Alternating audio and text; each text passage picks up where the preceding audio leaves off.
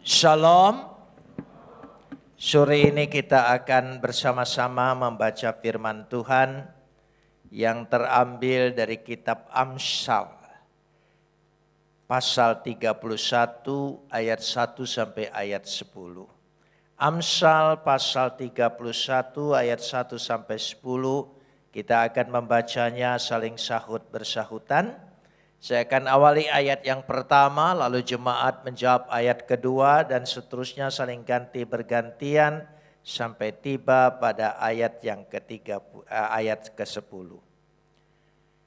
Inilah perkataan Lemuel Raja Masa yang diajarkan ibunya kepadanya. Ayat 2.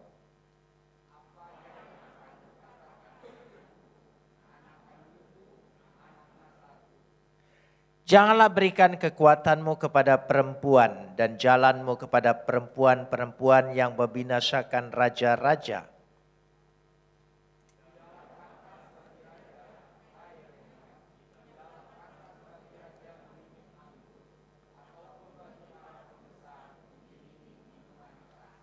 Janganlah sampai karena minum ia melupakan apa yang telah ditetapkan dan membekokkan hak orang-orang yang tertindas.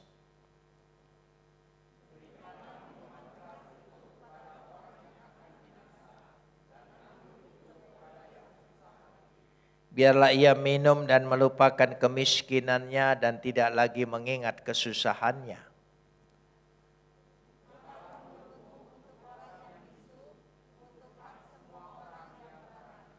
Bukalah mulutmu, ambillah keputusan secara adil dan berikanlah kepada yang tertindas dan yang miskin hak mereka. Ayat 10.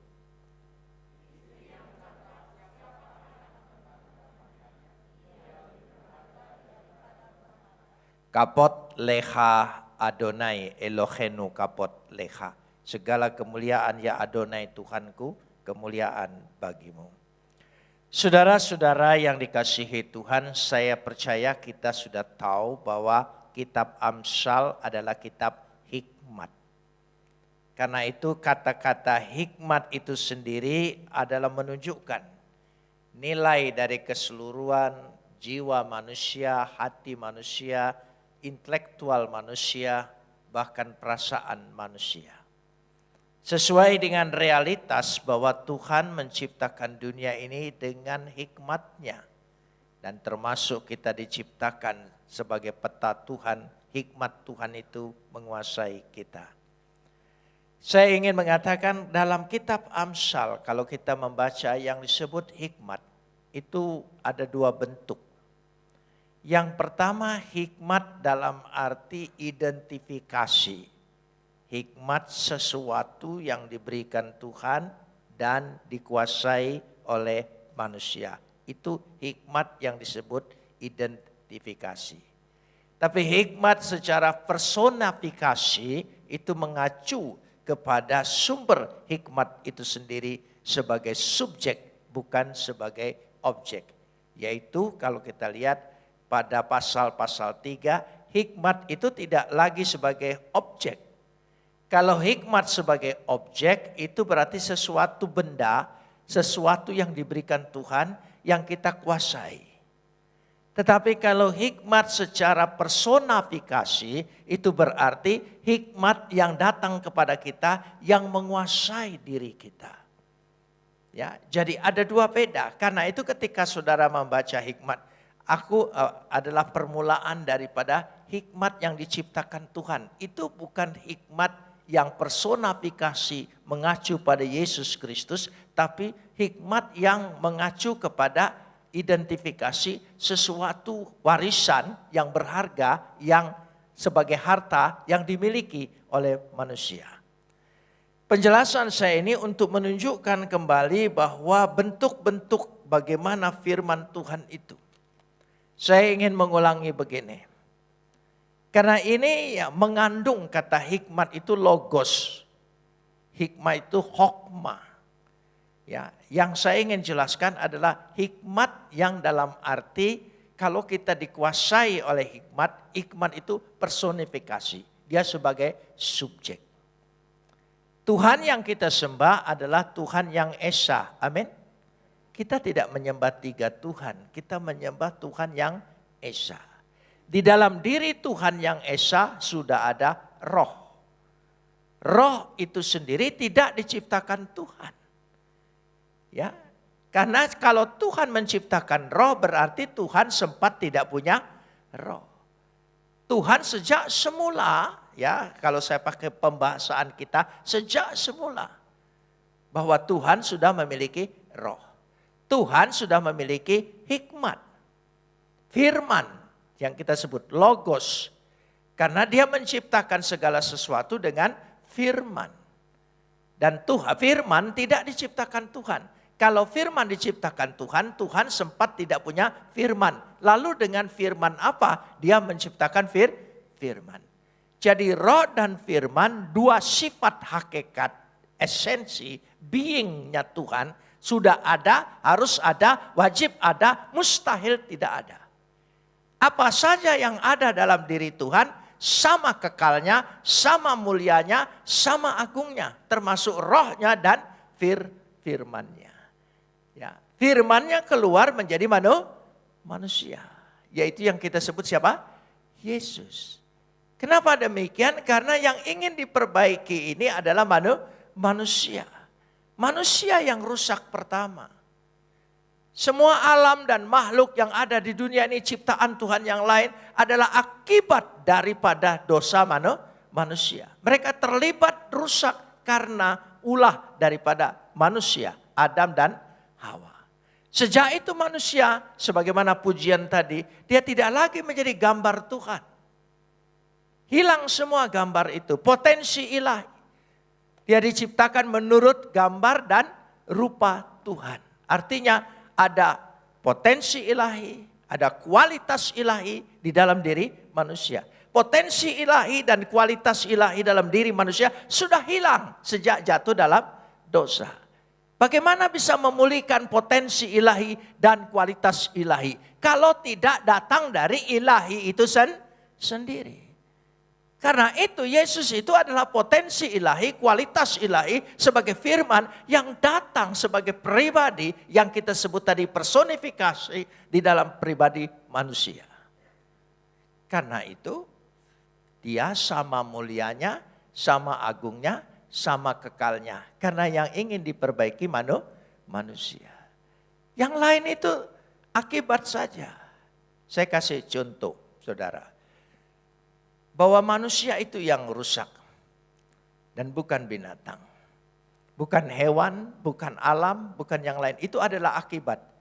Dan mereka sangat merindukan sekali pertobatan manusia. Pulihnya manusia. Supaya mereka juga ikut pulih. Ketika manusia itu dipulihkan. Itulah kerinduan alam semesta ini terhadap kehidupan manusia. Makanya harus diperbaiki manusia itu sendiri. Ya, saya katakan buaya itu tidak rusak. Ya, buaya itu tidak rusak. Lihat kebaikan buaya. Ya, buaya itu makan bangkai apa saja dia makan. Tapi ketika dia bertelur dan menetas, anak-anaknya disimpan di mana? Di mulut buaya. Ya, kenapa dia bisa tahu? Kenapa tidak ditelan saja? Tapi dia simpan.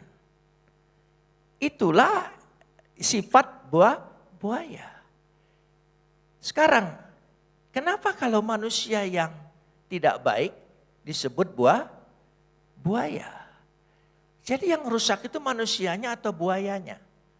Saudara, manusianya. Karena hanya dikatakan disebut buaya, ditambahin buaya darat. Itu manusianya.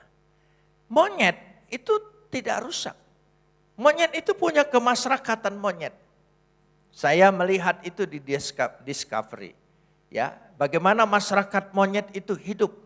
Ya, ada rajanya, ada semua wakil-wakilnya, semuanya tertata sekali dalam masyarakat kemonyetan. Dan seandainya siapa saja yang melanggar etika-etika kemonyetan, monyet itu diusir keluar dari lingkungannya. Dan dia mati seorang diri dan tidak berkawan dengan yang lain. Itu monyet. Jika ada karena itu kalau kita perhatikan monyet itu sangat demokratis. Siapa saya yang dapat makanan silakan. Tetapi dia tidak boleh merebut sewenang-wenang saja. Dia akan mengalami hukuman seperti itu. Manusia lebih dari itu. Kejahatannya lebih daripada monyet. Kasih monyet itu makanan sekarung. Ya, dia ambil 1-2. Tidak pernah dia ambil 1 karung. Manusia kalau diberi kesempatan seperti itu dia ambil semuanya. Jadi karena itu firman itu menjadi manusia. Itulah dalam bentuknya. Sehingga dikatakan di situ nanti kemudian pada perjanjian baru Yohanes 1 ayat 1. Pada mulanya adalah firman. Firman itu bersama-sama dengan Tuhan. Firman itu adalah Tuhan. Dia adalah Tuhan. Dia sehakikat. Dia sederajat. Melekat. Harus ada. Wajib ada. Mustahil tidak ada. Tapi kenapa yang di sana disebut Bapa, ini disebut anak dan roh? Kata Bapa dan anak itu bukan menunjukkan hubungan biologis, tapi hubungan simbolis. Ya, bukan hubungan biologis. Makanya ada kata Bapa, ada kata anak, maka jangan dicari mana ibunya. Tidak ada. Kalau itu menyatakan hubungan simbolis. Contohnya, ibu bapak pasti kita punya anak kunci. Ada kan anak kunci? Ya, mana bapak kunci? Apakah gemboknya itu emboknya kunci, saudara? Ya tidak, saudara. Hanya anak kunci saja, anak tangga saja. Negeri kita sebut ibu pertiwi. Mana bapak pertiwinya? Tidak ada. Karena bukan menunjukkan hubungan biologis, tapi hubungan simbolis. Itulah yang dimaksud kalau kita menyapa kepada Bapa dan kepada anak, yaitu kita sebut Tuhan Yesus, itu untuk menyatakan hubungan mereka, kedekatan mereka tidak ada lain dan tidak bisa terpisahkan. Itu hikmat. Sekarang saya ingin masuk. Hikmat yang disebut identifikasi. Hikmat yang dimaksudkan identifikasi di sini, kalau kita melihat pertama-tama dengan jelas sekali pada ayat pasal 31 ini. Inilah perkataan Lemuel, raja Masa yang diajarkan ibunya kepadanya. Inilah perkataan Lemuel. Siapa tokoh Lemuel ini? Ya, secara historis tidak ada, tapi sebetulnya secara simbolis dia mengacu kepada Salomo. Dikatakan Raja Masa yang diajarkan ibunya kepadanya. Masa Asher Yiserato Imo. Jadi ada sesuatu, ibunya mengajarkan sesuatu. Maka dia disebut Raja Masa, ya, Raja Hikmat yang diajarkan oleh ibunya. Ibunya yang mengajar. Yang menjadikan sesuatu itu ibu. Bapak itu hanya mendisiplinkan. Ya, pendidikan oleh bapak mendisiplinkan, pendidikan oleh ibu mengajar sesuatu dari pengalaman, dari nasihat, dari segala bentuk di situ. Saya ingin jelaskan dulu. Kata masa di sini, ya, kita masa, perkataan masa. Masa itu kalau diterjemahkan berarti perkataan ilahi. Itu satu, perkataan ilahi. Jadi perkataan seorang ibu itu derajatnya, ukurannya sama dengan perkataan ilahi. Hati-hati seorang ibu mengajar anaknya dan berkata kepada anaknya, perkataanmu itu menjadi perkataan ilahi, membentuk dia. Membentuk dia bahkan sampai menentukan masa depannya.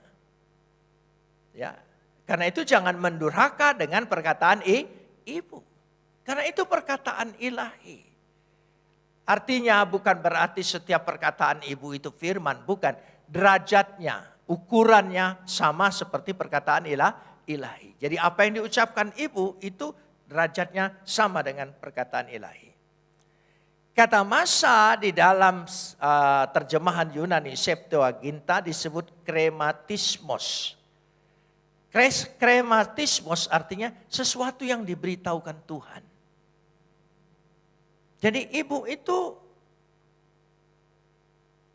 punya pengertian tentang masa depan anak. Menentukan. Karena itu sore hari ini saya ingin menekankan seorang ibu hati-hati berkata kepada anaknya.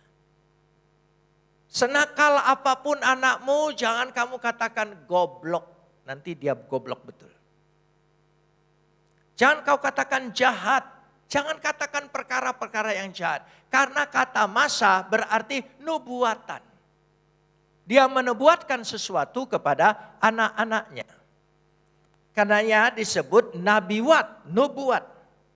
Ya, punya visi di dalam Vulgata, bahasa Latin. Itu masa.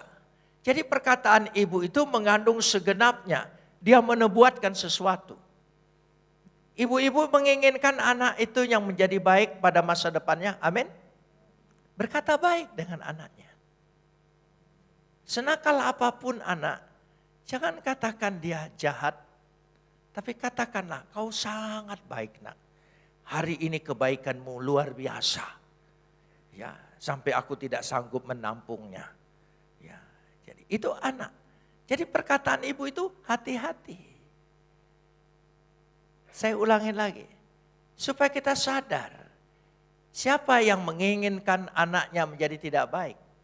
Kita ingin punya anak-anak punya masa depan. Amin. Tapi di mana letaknya? Di ibu. Amsal ini memberikan contoh luar biasa. Bagaimana sikap seorang ibu. Bagaimana bahayanya seorang wanita. Wanita yang baik akan melahirkan ibu yang baik. Ibu yang baik akan melahirkan anak yang istimewa. Katakan amin. Ya, jadi ditentukan rentetan itu. Karena itu nasihat pertama dari ibunya hati-hati terhadap perempuan. Karena perempuan itu menentukan semua jalan. Sejarah dunia dan sejarah keselamatan juga ditentukan. Karena Hawa yang tergoda membawa Adam dan merusak seluruh isi dunia ini. Karena itu yang harus diperbaiki dulu adalah seorang ibu. Karena itu firman itu lahir melalui seorang rahim perempuan. Seorang ibu bernama Maria. Dia mengandung firman, melahirkan firman. Dari kata-kata itulah ucapan ini mengungkapkan. Jadi ibu itu adalah mengandung firman, melahirkan firman, berarti ucapannya menjadi sangat berkhasiat, sangat berkuasa. Jadi kalau selama ini kita pernah berkata kepada anak-anak hal-hal yang jahat, mulai malam hari ini, tumpang tangan kepada dia. Maafkan anakku, engkau ada sesungguhnya baik. Engkau buah kandunganku dikatakan di sini. Coba kita perhatikan ayat yang kedua. Apa yang akan kukatakan anakku? Tolong sambung. Anak kandungku. Tolong sambung lagi. Saudara mengerti nazar? Menazarkan sesuatu. Berharap dari anak itu ada sesuatu yang baik akan datang kepadanya. Karena itu kalau punya anak kita beri nama yang baik. Kita bernazar. Jadi ibu itu nazarnya ialah anaknya. Dia bernazar bahwa anak ini menjadi baik. Kita ingin punya anak-anak yang unggul di tengah-tengah dunia ini. Ya, yang taat akan Tuhan, yang beriman, yang menghormati orang tuanya.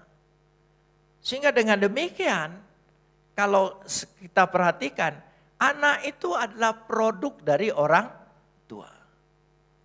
Tidak mudah membesarkan anak. Makanya kalau belum siap, jangan punya anak. Saudara, tidak mudah. Membesarkan seorang anak perlu orang sekampung. Sekali lagi, perlu orang sekampung. Kenapa demikian? Lingkungan itu menentukan juga. Keluarganya, segala sesuatunya menentukan proses daripada seorang anak. Sehingga anak itu menjadi besar, menjadi lebih baik lagi, memiliki harapan. Itu karena orang tua, terutama sekali seorang ibu. Kalau saya perhatikan kita melihat di sini bahwa dia punya visi. Masa itu berarti ada visinya. Jadi dari perkataan ilahi saya ingin sambung kata masa yang ada pada Amsal 31 ayat 1 ini tadi adalah perkataan ilahi. Yang kedua visi, nubuat, ya, di situ terkandung apa yang ke depan yang kita bisa lihat. Pernahkah malam ketika kita tidur dan ketika kita melihat anak kita tidur, pernahkah kita berpikir anak ini bakal jadi apa? Saya percaya ibu-ibu akan berpikir, karena yang lebih banyak tidur dengan anak itu kan ibu, bukan ayah. Ya, ibu. Dari sejak bayi anak itu tidur dengan ibu. Dan dikandung oleh ibu.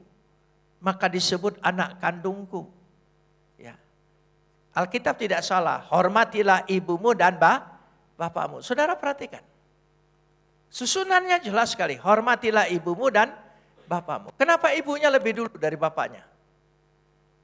Karena ibu yang memiliki hubungan dari sejak awal begitu erat. Dan hubungan mereka hubungan batin. Hubungan mereka hubungan nyawa. Siapa bilang melahirkan itu tidak bertaruh dengan nyawa? Semodern apapun kedokteran sekarang ini. Setiap orang melahirkan seorang ibu mempertaruhkan nyawanya. Jadi berarti anak itu punya hutangnya nyawa. Karena anak mempunyai hutang nyawa, hubungan nyawa, baik sekali. Siapa yang mengandung 9 bulan 10 hari? Seumur dunia ini dari awal sampai sekarang siapa? Ibu.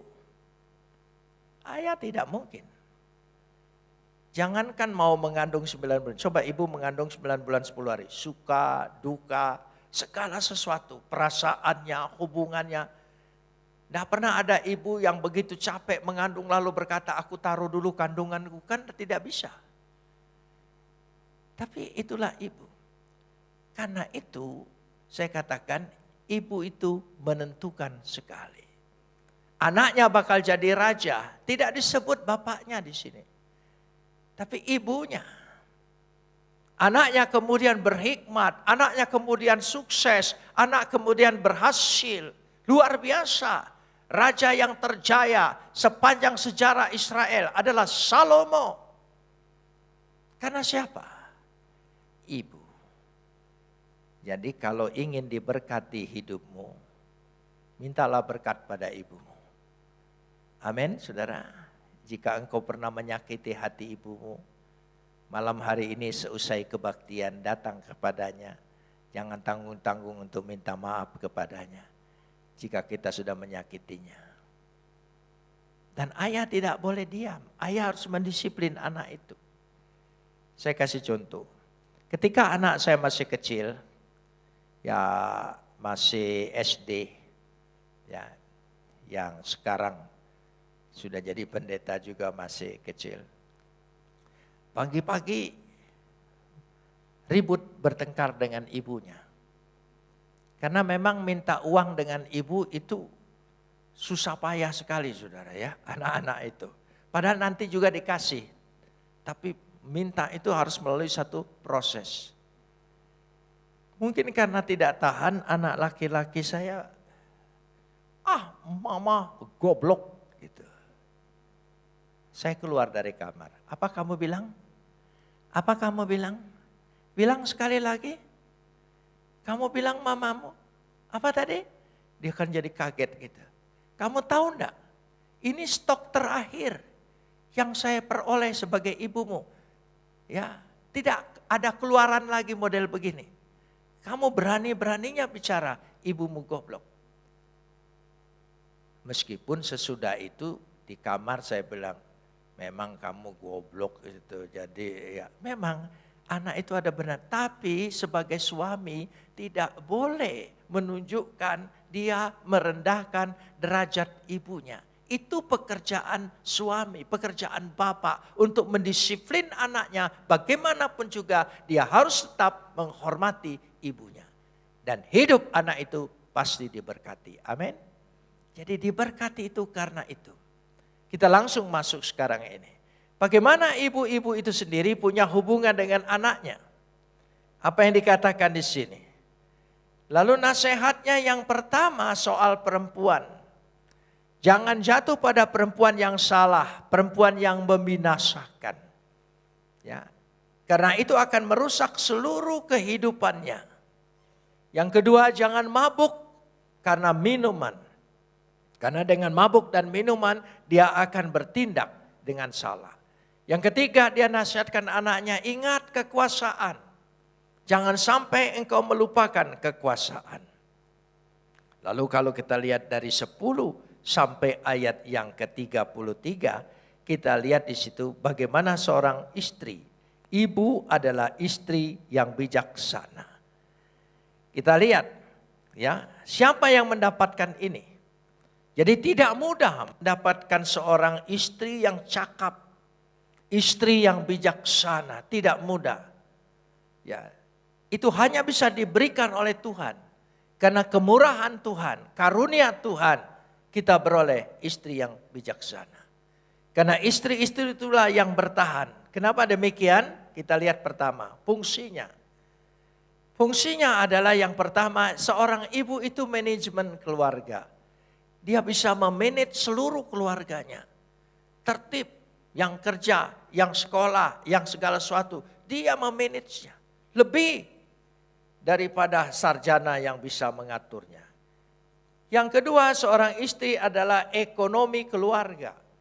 Dia mengatur ekonominya. Dengan uang belanja yang terbatas, bagaimana supaya anaknya tetap makan dan memiliki makanan yang terbaik, termasuk suaminya. Siapa yang bisa mengatur seperti itu? Apalagi ekonomi yang ada di Indonesia. Bagaimana caranya untuk mengatasi minyak goreng saja kita bersusah payah? Tapi seorang ibu luar biasa. Walaupun minyak goreng begitu langka dan mahal. Tapi hampir tiap pagi di rumah saya selalu makan nasi goreng. Ya. Kenapa demikian? Karena itulah keistimewaannya. Mengatur sedetil-detilnya, segala sesuatunya. Di mana? Itu seorang ibu. Jadi ibu itu manajemen keluarga dan ekonomi keluarga. Dia mengatur semuanya. Jadi kalau kita memberikan uang kepada istri dan tidak ada kembaliannya, tidak apa-apa. Karena dia yang mengaturnya. Pernahkah engkau memberikan uang pada istri lalu istri berkata, "Pak, ini kembaliannya." Jarang ada saudara. Langsung lenyap. Ya, itu baik. Tidak usah ditanya kembaliannya. Ya, karena itu cara ngaturnya. Yang ketiga, seorang istri atau seorang ibu adalah guru keluarga. Dari ayat 26 sampai ayat 29 saudara bisa melihat. Ya, dia mendidik keluarga, mengajar keluarga, melatih. Coba mendidik, mengajar, melatih itu ibu. Dari berjalan, dari berbicara, dari berdoa, semua ibu. Bapak hanya memberikan teladan. Jadi bapak itu wajib mendukung dan memberikan teladan. Jadi ada keseimbangan. Ibu yang melatih semua. Mungkin seorang ayah tidak terlalu telaten istilahnya, tapi seorang ibu sangat telaten sekali. Dia melatih anaknya, mengajar anaknya. Dan yang keempat, istri atau ibu adalah tiang iman. Karena iman itu diajarkan. Jadi kalau ibunya tidak beriman, maka anaknya sulit sekali memiliki iman yang kuat. Jadi ibu itulah yang untuk menunjukkan di situ. Inilah yang disebut hubungan keluarga yang harmonis. Saudara, berumah tangga, perkawinan bukan perkara yang mudah. Karena itulah diingatkan dari awal. Tuhan begitu baik menyiapkan bagaimana kehidupan manusia sebagai rumah tangga. Itu bukan kehebatan manusia, kemajuan budaya manusia, bahwa manusia perlu berkeluarga, perlu berumah tangga, perlu pernikahan. Tidak, dari sejak semula Tuhan menetapkan konsep pernikahan. Dari sejak semula. Karena itu ikuti konsep Tuhan. Jangan konsep orang lain. Konsep Tuhan bagaimana? Saudara kita perhatikan. Tuhan menciptakan segala sesuatunya di dalam kehidupannya. Kehidupannya itulah yang menunjukkannya. Karena itu pernikahan itu semua yang menginginkan. Semua indah dalam pernikahan itu. Saudara pernah melihat pemandangan gunung? Pernah melihat pemandangan gunung? Ya, indah tidak? Ya, dari jauh indah. Dari jauh indah sekali. Coba saudara naik ke gunung. Ya, jurang, belukar, onak, duri, semuanya. Itulah perkawinan. Perkawinan itu adalah seperti itu realitanya. Dari jauh kita pikir bahagia sekali bakal seperti ini. Tapi ketika kita jalani realitanya. Makanya saya setiap kali sudah memberkati jemaat yang menikah. Saya tidak pernah mengucapkan selamat bahagia ya. Tidak pernah. Saya bilang selamat menjalani kenyataan hidup ya. Kuat-kuat kamu menghadapinya. Karena itulah bukti daripada sebuah pernikahan. Sehingga hubungannya itu. Karena pernikahan itu bukan hanya hubungan rasional, tapi hubungan perasaan, tapi hubungan hati, tapi hubungan iman. Itu yang kita seringkali abaikan. Tidak bisa iman kita hanya maju sendiri. Suami istri harus maju bersama, saling menopang dan saling membangun bersama. Perasaan bersama. Bahasa yang luar biasa. Saudara, suami istri itu kadang-kadang tidak perlu memakai kata-kata, tapi mengerti satu dengan yang lain. Saya kasih contoh. Saya semula setelah bertobat, lalu ditabiskan sebagai guru Injil, ya di gereja Metodis. Itulah gereja awal saya. Jadi di gereja Metodis. Saya menjadi diangkat gembala resort Jakarta Barat. Ya, itu tugas saya. Istri saya menjadi gembala jemaat di Anugerah di daerah Grogol. Saya wilayahnya, gembala wilayahnya. Kami punya orang tua, majelis yang ada di gereja itu. Ya. Dan anak-anaknya sudah mengembara semua di Australia. Om dan tante ini sering saya datang berkunjung. Pada satu saat saya berkunjung dengan om dan tante ini. Ya saya biasa dipanggil waktu itu Domini. Oh Domini selamat pagi silakan masuk. Udah. Lalu suaminya om ini bilang dengan tante. Ma. Gitu saja istrinya masuk. Keluar bawa pisang goreng kopi susu. Saya heran ya, di kamus bahasa enggak ketemu saudara, arti itu kopi susu pisang goreng. Tapi itu istri ngerti, karena sudah hubungan perasaan tadi. Komunikasinya sudah lewat bukan kata-kata, tapi sudah batin dan di atas batin dan ilmu kebatinan mungkin sudah. Udah luar biasa. Keluar kopi susu pisang goreng. Karena pisang gorengnya panas, minum kopi susu cepat habis. Saya bilang dengan tante, ya gitu. Si tantenya bilang, Domini jangan genit dengan orang tua.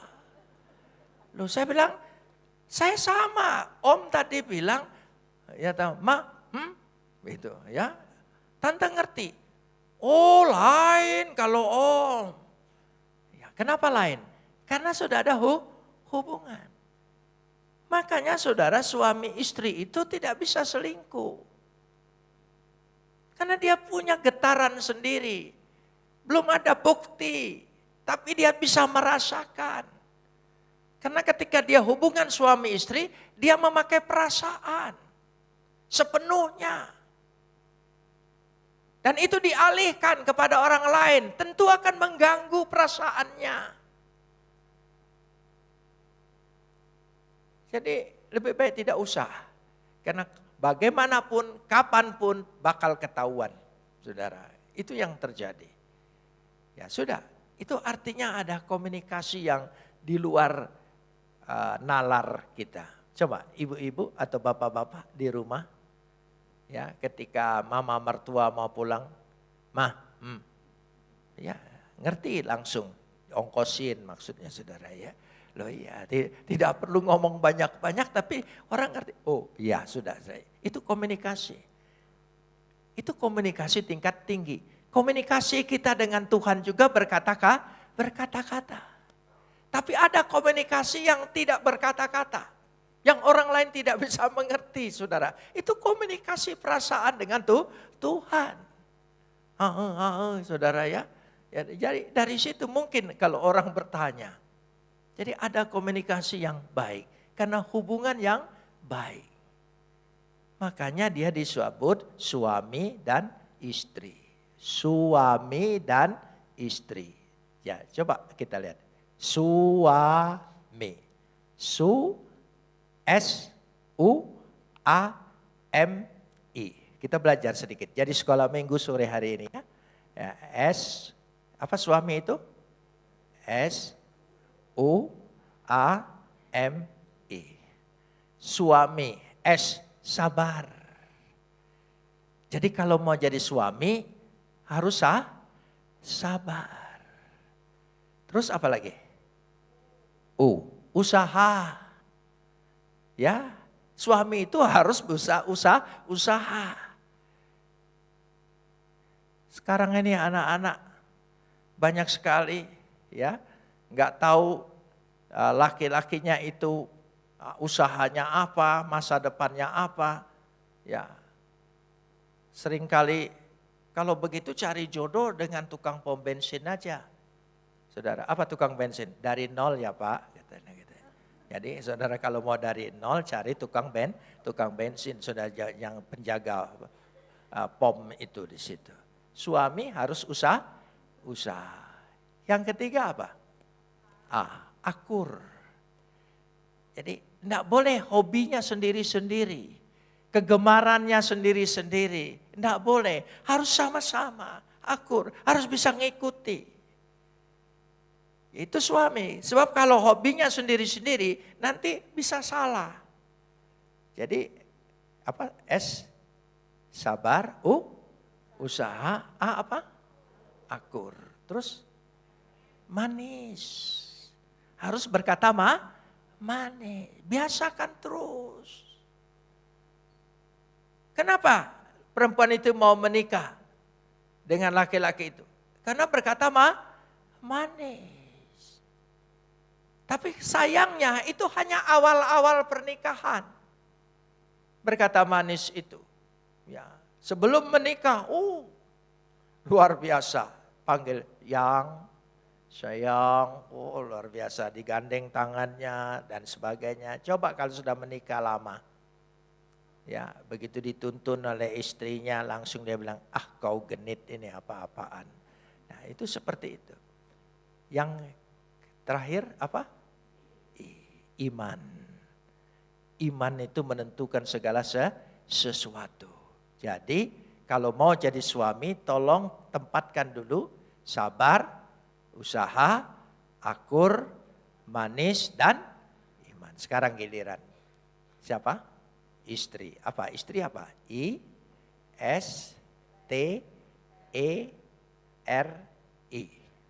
Istri. Bahasa Indonesia yang benar begitu, jangan disingkat. I-S-T-E-R-I.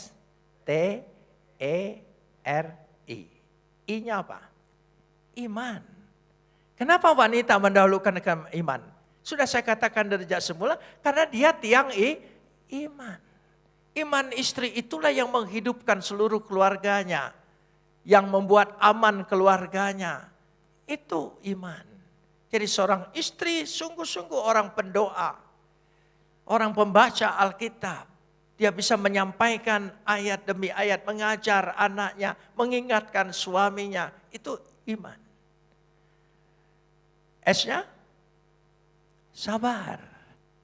Suami sabar, istri sabar. Oh luar biasa. Tapi bukan berarti tidak bertengkar. Bukan berarti tidak pernah ribut. Sabar dengan sabar itu berarti bahwa pertengkarannya tidak sampai menyakitkan segala sesuatu. Ya. Jadi jangan katakan seperti ini, saya kasih contoh. Seringkali kan terus terang saja seorang laki-laki yang biasa dimasakin oleh ibunya, masakan ibu itulah yang terenak di dunia. Tidak ada lagi. Jadi ketika istrinya masak mungkin tidak seenak ibunya. Lalu dia marah dengan istrinya. Marahnya berlebihan. Itu saya katakan yang tidak sabar. Marah yang berlebihan. Marah boleh tapi marah yang sabar. Marah yang tidak boleh berlebihan. Lalu dia berkata, kamu enggak pandai masak seperti ibuku. Istrinya jawab, kawin aja kalau gitu dengan ibumu. Gitu. Jadi itu sudah menyakitkan hati. Itu pertengkaran yang tidak baik. Istri. Terus apa lagi? T. Taat. Istri itu adalah seorang yang taat. Taati suamimu. Jangan melanggar perkataannya. Ya, itu taat. Lalu apa lagi? Esok. Ya, ini saya ambil kesimpulan dari kitab Amsal. Esok. Istri selalu berpikir hari esok. Hari depan dia pikirkan. Itulah istri. Terus apa lagi? Ya, R, rajin. Rajin. Amsal mengatakan harus rajin, bangun pagi. Sebelum keluarga yang lain bangun, dia sudah bangun lebih dulu. Itu istri yang benar. Ya. Jangan saudara pikir, ini kuno. Bukan soal kuno saudara ya. Tapi itulah seorang istri rajin. I-nya apa? Ya, iman kan sudah. Insaf, sadar dirinya sudah milik suaminya. Dirinya sudah milik keluarganya. Jadi yang harus diutamakan adalah keluarganya.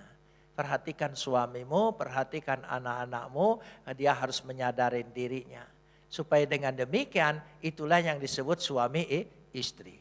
Singkatan suami istri ini isinya saya ambil dari kitab Amsal. Saudara bisa baca tentang suami istri sehingga disebut dengan demikian dia menjadi tiang iman. Itulah rumah tangga. Rumah tangga itu tidak bisa disamakan saudara. Tidak bisa dimetodekan, tidak bisa. Ya. Rumah tangga kita punya bentuk sendiri. Kenapa? Karena wanitanya lain, laki-lakinya lain. Tidak bisa kita nilai dia sama. Tidak bisa kita buat metode, tata cara, suami istri harus seperti ini, seperti ini. Tidak bisa. Karena ada sebuah proses sendiri. Hubungannya sendiri. Terbentuk sendiri. Itulah keluarga. Itulah uniknya setiap suami istri. Dia punya keunikan sendiri-sendiri. Keistimewaan sendiri-sendiri. Saya sudah menikah hampir 54 tahun. Nanti tahun depan 54, baru 53 maksud saya ya. April. Jadi 54 tahun depan. Lalu saya ditanya, apakah sudah 53 tahun? Anak saya bertanya, apa rasanya? Pak, Ma, apa rasanya menikah sudah? Itu. Terus saya jawab dulu. Karena istri saya tidak mau jawab. Ya, lalu saya jawab dulu. Saya jawab, bagaimana rasanya sudah 53 tahun menikah? Lalu saya menjawab, anak-anak saya didengar oleh cucu saya. Saya sampai hari ini tidak pernah mengerti wanita ini siapa. Saudara, karena sulit sekali dimengerti, saudara. Memang tidak ada makhluk yang paling sulit untuk dimengerti kecuali seorang wanita. Sulit sekali untuk dimengerti. Jadi apa? Ya, saya harus belajar sampai mati untuk mengerti. Mungkin nanti sudah sampai di surga, saya tahu bahwa saya mengerti. Gitu. Lalu istri saya ditanya, apa kesannya, Ma? Gitu. Ya, dia bilang, kesannya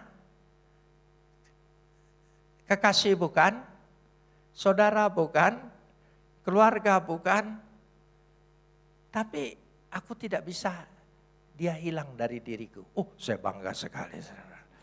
Gitu. Tidak bisa hilang dari diriku. Lalu tidak tergantikan. Jadi seandainya itu, lalu anak saya bertanya lagi, anak saya kritis-kritis semua, yang perempuan bertanya, kalau mama meninggal, papa kawin lagi enggak? Saya bilang, bisa iya, bisa tidak ya. Gitu. Tapi sulit sekali untuk belajar dari awal, untuk saling mengerti. 53 tahun sudah tahu segala-galanya. Sebelum nikah buang angin saja ditahan. Sudah menikah terjadi pertempuran. Ya, sana dan sini tidak bisa ditahan lagi. Tidak ada yang bisa mengerti. Oh begitu. Istri saya ditanya, Mama, kalau papa meninggal duluan, apa akan menikah? Enggak lah katanya. Masa masih laku, sudah nenek-nenek, ya enggak ada lah laku lagi. Karena tidak tergantikan. Jadi dengan kata lain, itulah kehidupan keluarga. Artinya belajar bersama. Dari awal, jangan saudara pikir berakhir. 53 tahun saya menikah, tidak pernah berakhir. Kita mempelajari makhluk ini dan makhluk ini. Saling belajar. Yang kedua, sama-sama berjuang untuk mempertahankan pernikahan. Amin. Sama-sama berjuang untuk mempertahankan pernikahan. Katakan amin. Mempertahankan. Jangan mudah menyerah. Meskipun ada tantangan, meskipun ada godaan, meskipun ada cobaan, berbagai bisa saja datang. Tapi jangan ada kata menyerah. Katakan aku akan berjuang, bertahan sampai akhir supaya rumah tanggaku tetap utuh. Katakan amin. Ya amin. Kita sama-sama berjuang. Karena kita sama-sama membangun dari situlah. Kitab Amsal, kitab hikmat, kitab segala sesuatunya. Tetapi diakhiri tentang seorang wanita, ibu yang bijaksana. Melahirkan seorang anak yang istimewa. Kita berdoa.